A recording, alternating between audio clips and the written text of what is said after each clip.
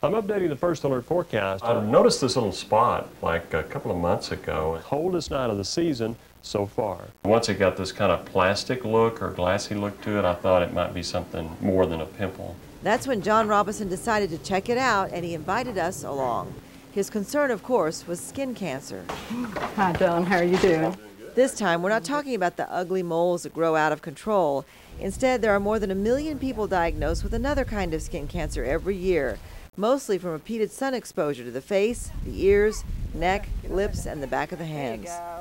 Now, under this eye, you have a little knot. It's what we call a pearly look.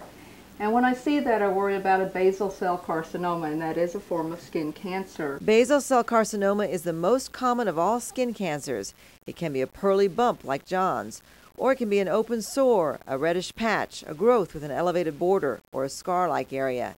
The good news is this kind of skin cancer rarely spreads.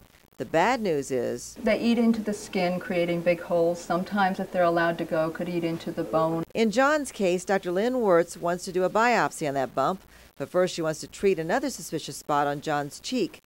Turns out what he thought was just an itchy rash by his ear is another problem called actinic keratosis, or AK, which describes a precancer, typically a dry, scaly patch, which may be a rough or textured or slightly elevated spot.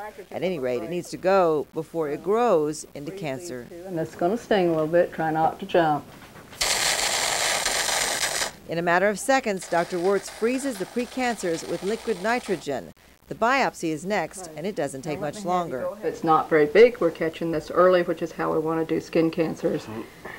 Now you're going to feel a stick. A shot of lidocaine numbs the area, much like at the dentist's office. You can't feel that, John? No, not at all. Then a tiny shaving from the top of the bump is sent to a lab to determine how aggressive this cancer is. The tissue is cut into sections, then frozen for a few minutes, and finally stained so that what goes under the microscope is like a map that only a pathologist can read. Calling back with John Robinson, the 6 o'clock margin is positive. And with an extra set of eyes on this microscope, Dr. Brackeen showed me what that means. This is cancer, and it's actually at the edge, so in this particular case, she has to go back in this spot. And since we inked it black, I can tell her exactly where it is, and she has to take a little bit more to get around the cancer. With all these cancer spots, it took 2 more times for Dr. Wirtz to remove enough of the surrounding area to be sure that all the basal cell cancers were gone. But this story could be a lot worse if, like so many other cases, that little bump had gotten a lot bigger. It's very easy to treat an early one, such as we're seeing here.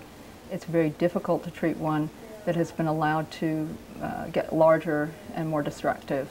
Now, instead of being on TV, John is watching it at home for a couple of days, only because he doesn't want to wear that giant Band-Aid while he's doing the forecast. But you can tell the forecast is still on his mind. As a matter of fact, I guess you might say I might have had a real storm in my future if I hadn't taken care of this raindrop now.